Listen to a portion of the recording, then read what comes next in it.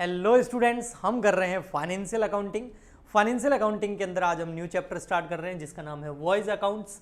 हिंदी में इसको सामुद्रिक यात्रा संबंधी खाते बोलते हैं। तो सबसे पहले मैं आपको बताता हूँ वॉइस अकाउंट क्या होता है और उसके बाद हम इसकी टर्मिनोलॉजी के बारे में जानेंगे। वो ये रही 9 पॉइंट्स है, इनके बारे में मैं आपको डिटेल में बताऊँगा। तो आइए स्टार्ट करते हैं। वॉइस का मतलब है पानी के मार्ग में या समुद्र मार्ग में यात्रा करना। यात्रा करना लेकिन कहाँ? समुद्र के अंदर, सी के अंदर। ओके, वहां यात्रा करना। और वो कैसे होती है? जहाज के थ्रू, उसको हम वेसल बोलते हैं। ठीक है, तो बहुत सारी जहाजी कंपनियां होती है ना। बहुत बड़े बड़े शिप्स होते हैं, वेसल्स होते हैं, जो क्या करते हैं, एक कंट्री से दूसरी कंट्री या एक सिटी से दूसरी सिटी में ट्रांसपोर्ट का काम करते हैं, है ना। अधिकतर जितना भी अपन गुड्स ट्रांसपोर्ट होता है इस दुनिया के अंदर वो सब वेसल के थ्रू होता है, आपको पता होगा, है ना। बड़े बड़े शिप्स के थ्रू ही होता है। एयर के थ्रू ट्रैवलिंग होती है, लेकिन किसकी? पर्सन्स की, है ना। जो लोग हैं वो ट्रैवल करते हैं एयर रूट से ज़्यादा। और जो गुड्स है वो एक कंट्री से दूसरी कंट्री में जितना भी ट्रांसपोर्ट किया जाता है वो सब का सब पोर्ट के थ्रू, पोर्ट के थ्रू यानी कि आपके वेसल के थ्रू, शिप के थ्रू किया जाता है ना। ओके, तो अब जितनी भी शिप कंपनियां हैं वो ये तो चेक करेगी ना कि अब उन शिप कंपनियों का काम क्या है? ट्रांसपोर्ट का। इधर से गुड्स उठाया, इधर पहुंचा दिया, फिर उधर से उठाया, इधर पहुंचा दिया। तो वो जितनी भी शिप कंपनियां वो क्या करती है? वॉइस अकाउंट बनाती है। एक वॉइस अकाउंट में क्या होता है? बिल्कुल पीएनएल अकाउंट की तरह होता है। उसमें 2 साइड होती है, एक होती है डेबिट साइड, एक होती है क्रेडिट साइड। डेबिट साइड में सारे खर्चे, क्रेडिट साइड में सारी इनकम। अब अगर इनकम ज़्यादा है, खर्चे कम है, तो आपका आ जाता है प्रॉफिट और वरना आ जाएगा लॉस। बट इन जो ये जहाजी कंपनियां होती है जो वॉइस अकाउंट बनाती हैं, इसमें बहुत सारी टर्म्स होती है ना। बहुत सारी चीज़ें होती हैं जो हमारा नॉर्मल जो पीएनएल अकाउंट बनाते हैं उसके जो खर्चे और जो इसकी इनकम होती है उससे थोड़ी अलग होती हैं। तो उन टर्मिनोलॉजी को समझना बहुत ज़रूरी है, तभी ये चैप्टर हमें समझ में आएगा। इसके अंदर सबसे फर्स्ट टर्म जो आती है वो आता है फ्रेट। फ्रेट को हिंदी में बोलते हैं भाड़ा। फ्रेट क्या है? भाड़ा। भाड़ा किस चीज़ का? जो भी शिप होगा, जैसे ये हमारा है पोर्ट, ठीक है, ये पोर्ट है। पोर्ट समझ गए ना? जैसे बस के लिए बस स्टैंड होता है, रेल के लिए रेलवे स्टेशन होता है, और फ्लाइट के लिए क्या होता है? एयरपोर्ट होता है। वैसे कि वैसे जो भी जितने भी शिप है वो कहाँ आके रुकते हैं? पोर्ट पर। इसको हिंदी में क्या बोलते हैं? बंदरगाह। बंदरगाह। अब यहाँ पर कोई वास्तव में बंदर है नहीं, इसका नाम है बंदरगाह। ओके, तो यहाँ पर जो है पोर्ट जो है, यहाँ से जो जहाज है, जो भी जहाज होता है वो सामान इसके ऊपर आता है, फिर वो क्या करता है? किसी दूसरे पोर्ट पर उसको पहुंचा के वापस आ जाता है। तो ये आने जाने में जहाज जो आ रहा है जा रहा है, इसमें वो फ्री में थोड़ी हमारा ट्रांसपोर्ट का काम करेगा। उसके बदले में उसे क्या मिलेगा? फ्रेट, यानी कि भाड़ा। आप भी कहीं सफर करें ना, बस के अंदर, टैक्सी के अंदर, तो भाड़ा तो लगता है ना, तो ये भी भाड़ा लगेगा। तो ये जो फ्रेट होता है ये किस पे लगता है? गुड्स पर। जो गुड्स आप ट्रांसपोर्ट कर रहे हैं उस पर लगता है, ठीक है। और ये क्या होता है? ये इस कंपनी के लिए, जहाजी कंपनी के लिए ये क्या होता है? इनकम होता है। और इनकम होने की वजह से इसको, वो कमाई का जरिया ये, उसकी वजह से इसको कहाँ दिखाया जाता है? वॉइस अकाउंट के क्रेडिट साइड में। जैसे पीएनएल के क्रेडिट साइड में, वैसे के वैसे वॉइस अकाउंट के क्रेडिट साइड में, क्योंकि ये इनकम है। ओके, फिर आता है फॉर एग्जाम्पल के लिए, ये जो यहाँ से यहाँ तक पहुँचाना है, इसका जो फ्रेट है वो कितना है? 1 लाख रुपीज़। ओके, फिर आता है एक एडिशनल फ्रेट, यानी कि इस फ्रेट के अलावा कुछ एक्स्ट्रा फ्रेट भी लगता है। लेकिन एडिशनल फ्रेट क्या बोलता है? जो फ्रेट होता है उसका कुछ परसेंटेज ही एडिशनल फ्रेट होता है। ये भी इस कंपनी के लिए इनकम होता है।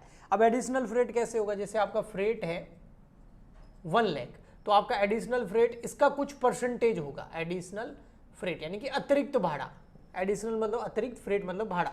मान लेते हैं 20%, तो 1 लाख का 20% कितना हो गया? 20,000। तो एडिशनल फ्रेट हमेशा फ्रेट पे ही कैलकुलेट किया जाता है। तो यहाँ टोटल कितना हो गया आपका? 1,20,000। ये टोटल कमाई हो गई, टोटल भाड़ा हो गया। ओके, तो ये 2 पॉइंट आपको समझ में आ गए होंगे। नेक्स्ट है आपका पासेज मनी। अब ये पासेज मनी क्या है? जो शिप होते हैं ना उनके थ्रू अधिकतर गुड्स का ही ट्रांसपोर्ट किया जाता है एक कंट्री से दूसरी कंट्री में या एक सिटी से दूसरी सिटी में। ओके, बट कई बार क्या होता है गुड्स के साथ साथ में पैसेंजर भी भेज दिए जाते हैं। तो गुड्स के ऊपर तो फ्रेट लगेगा, भाड़ा लगेगा, पैसेंजर जो जाते हैं उसकी पैसेंजर को फ्री में थोड़ी लेके जाएंगे इधर से उधर, उससे भी तो भाड़ा लेंगे, लेकिन उसको फ्रेट ना बोल के उसको बोलते हैं पासेज मनी, यानी कि पैसेंजर को पास करने की मनी। एक जगह से दूसरी जगह गुड्स के साथ अगर पहुंचा देते हैं तो उसका अलग भाड़ा जो पीपल्स के ऊपर लगता है उसको बोलते हैं पासेज मनी। ओके, फिर आता है नेक्स्ट आपका एड्रेस कमीशन। अब ये एड्रेस कमीशन देखो क्या है, ये एड्रेस कमीशन दिया जाता है एजेंट्स को, या आप बोल सकते हैं ब्रोकर्स को। जो ब्रोकर होते हैं, जो एजेंट्स होते हैं, जो इस जहाज के पास में कस्टमर ढूंढ के लाते हैं। जहाज को भी कस्टमर चाहिए ना, शिप को भी कस्टमर तो चाहिए ना, वरना वो खाली पड़ा रहेगा, उसको बिजनेस आएगा ही नहीं। तो हर कंपनी के अपने अपने एजेंट्स मार्केट में फैले होते हैं और वो एजेंट्स इनको क्या लाके देते हैं, कस्टमर लाके देते हैं। तो एजेंट्स फ्री में तो ये काम करेंगे नहीं, एजेंट है यानी कि ब्रोकर है तो उसके बदले में वो ब्रोकरेज या कमीशन लेंगे, उसको बोलते हैं एड्रेस कमीशन। ये एड्रेस कमीशन जो दिया जाता है, ये दिया जाता है फ्रेट और एडिशनल फ्रेट दोनों को जोड़ने के बाद में जो टोटल फ्रेट आता है उसके ऊपर दिया जाता है। भाई जहाजी कंपनी को टोटल कमाई कितने की हुई, 1,20,000, इसके ऊपर कुछ कमीशन इन एजेंट्स को दे दिया जाता है। जैसे कमीशन दे दिया मान लेते हैं 5%, तो वो कितना हो जाएगा 6,000 रुपये, 6,000। आया समझ में? तो ये है एड्रेस कमीशन, ये यहां से एक्सपेंडिचर स्टार्ट हो गया। तो एड्रेस कमीशन जो है वो खर्चा है किसके लिए, जहाजी कंपनी के लिए, और वॉइस अकाउंट के अंदर हम इसको डेबिट साइड में दिखाएंगे। ओके, नेक्स्ट आता है आपका स्टेवडोरिंग चार्जेस। स्टेवडोरिंग चार्जेस क्या होते हैं देखिए, स्टेवडोरिंग चार्जेस का मतलब होता है, हिंदी में बोलते हैं इसको लदान और उतराई। अब क्या लदान और क्या उतराई, मतलब सामान को जहाज के अंदर चढ़ाने और उसको उतारने का खर्चा।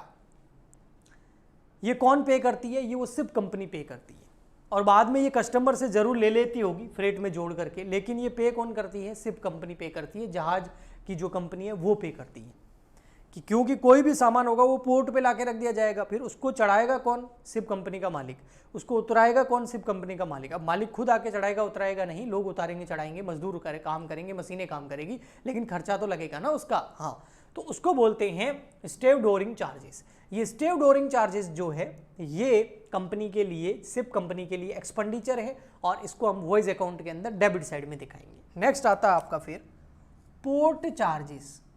देखो ये जो पोर्ट यानी कि बंदरगाह, चाहे इधर वाला चाहे इधर वाला, यहाँ पर शिप खड़ा रहता है ना, तो ये जो भी पोर्ट का मालिक है वो गवर्नमेंट हो सकती है, अधिकतर मामलों में गवर्नमेंट ही होती है। वो फ्री में थोड़ी खड़ा करने देगी, गवर्नमेंट का जहाज थोड़ी है ना। अगर आपको यहाँ खड़ा करना है इस जगह पे और बिजनेस करना है तो आपको इस पोर्ट को क्या देने पड़ेंगे, कुछ चार्जेस देने पड़ेंगे, है ना।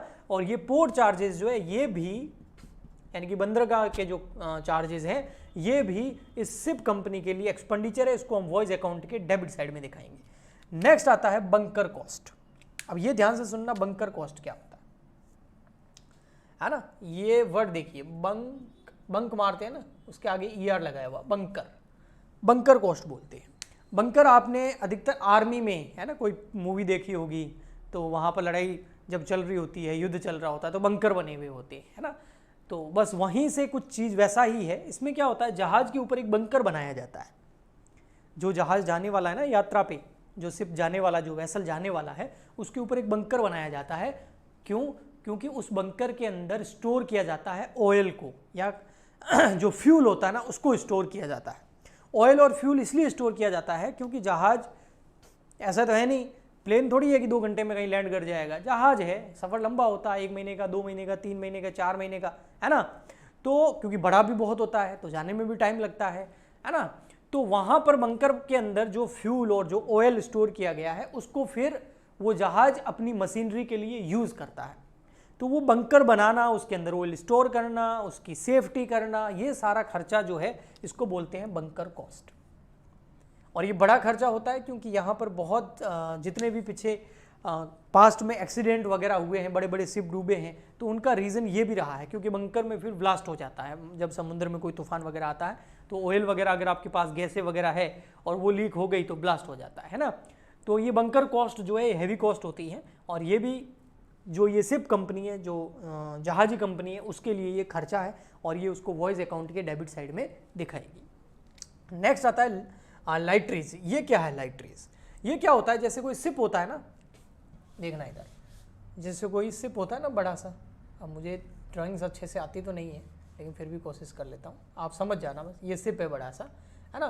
तो इस शिप के अंदर जब सामान चढ़ाया और उतारा जाता है ना, तो उसके लिए एक कुछ लकड़ी का पट्टा वगैरह कुछ यूज़ किया जाता है, उसके माध्यम से इसके ऊपर चढ़ाया जाता है, या फिर क्रेन के माध्यम से इसके ऊपर गुड्स चढ़ाया जाता है, तो उसको बोलते हैं लाइटरीज। इसको लाइटरीज बोलते हैं, जिसकी हेल्प से, वो पट्टे की हेल्प से गुड्स चढ़ाया जाता है। ये जहाजी कंपनी का होता है और इसका जो भी खर्चा लगता है वो भी इस वॉइस अकाउंट के डेबिट साइड में दिखाया जाएगा। इसके अलावा अदर एक्सपेंसेस आ गए, अदर सारे रेवेन्यू एक्सपेंडिचर, है ना। इसमें कोई सैलरी आ गई, कोई आपका रेंट आ गया किसी चीज़ का, है ना। ये अदर एक्सपेंसेस में मतलब हो गया जो P&L अकाउंट के अंदर दिखाते हैं ना, वैसे के वैसे कुछ एक्सपेंसेस। मेन ये जो एक्सपेंसेस होते हैं ना, ये केवल वॉइस अकाउंट के अंदर यानी कि शिप कंपनी के लिए ही होते हैं, ये थोड़े से अलग हैं। इसके अलावा कोई भी खर्चा है तो उसको हम वॉइस अकाउंट के डेबिट साइड में दिखा देंगे, और फिर हम क्रेडिट साइड यानी कि इनकम की टोटल करेंगे और ये खर्चे लेस कर देंगे, फिर या तो प्रॉफिट या लॉस निकल के आएगा। तो ये इंट्रोडक्शन था वॉइस अकाउंट का। नेक्स्ट लेक्चर के अंदर इसी चैप्टर के मैं वॉइस अकाउंट का फॉर्मेट बना के आपको अच्छे से समझाऊंगा और कुछ चीज़ें हम और भी समझेंगे। जाते जाते यही कहूँगा, अगर आपको इस वीडियो से हेल्प मिली है तो आप प्लीज़ लाइक शेयर सब्सक्राइब ज़रूर करें, नीचे कमेंट करके भी बताएं आपको कैसा लगा। और अगर आप हमसे लाइव क्लासेस लेना चाहते हैं तो आप हमारी ऐप डाउनलोड कर लीजिए। ऐप का लिंक इस वीडियो के नीचे डिस्क्रिप्शन बॉक्स में मिल जाएगा। वहाँ पर पेड क्लासेस है, फ्री नहीं है। फ्री क्लासेज आपकी हेल्प के लिए यूट्यूब पे ऐसे आती रहेगी, लेकिन किसी को पूरा सिलेबस पर्सनली और लाइव करना है तो आप हमारी ऐप ज़रूर डाउनलोड करें। हम मिलते हैं नेक्स्ट वीडियो में। आज के लिए इतना ही, तब तक के लिए goodbye and thank you.